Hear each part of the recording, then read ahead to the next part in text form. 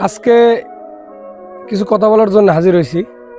সেটা হচ্ছে যে আসলে ফিলিস্তিনি ইস্যুতে কোনো মুসলিম কান্ট্রি কোনো কথা বলতেছে না।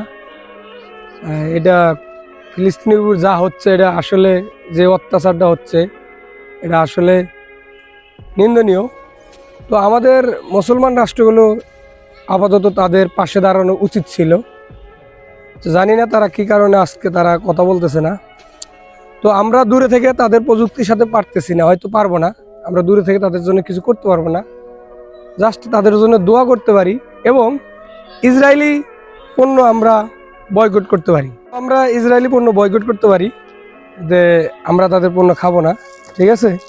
আমরা এইভাবে তাদের পণ্য নষ্ট করতে পারি, কারণ আমরা এটাতে আমাদের প্রতিভা। তাছাড়া কোকা-কোলা, আরসি, 7 আপ, তারপরে মিরিন্ডা, এগুলো আমরা ব্যবহার না করতে পারি, কারণ আমরা তো ঘরে বসে আপাতত এই কাজটা করতে পারি, তাদের প্রোডাক্ট আমরা ব্যবহার না করতে পারি।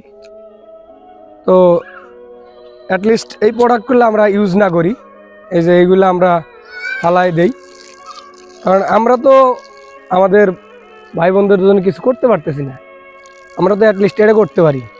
তো আমরা সবাই বয়কট করি, ব্যবহার করা থেকে দূরে থাকি।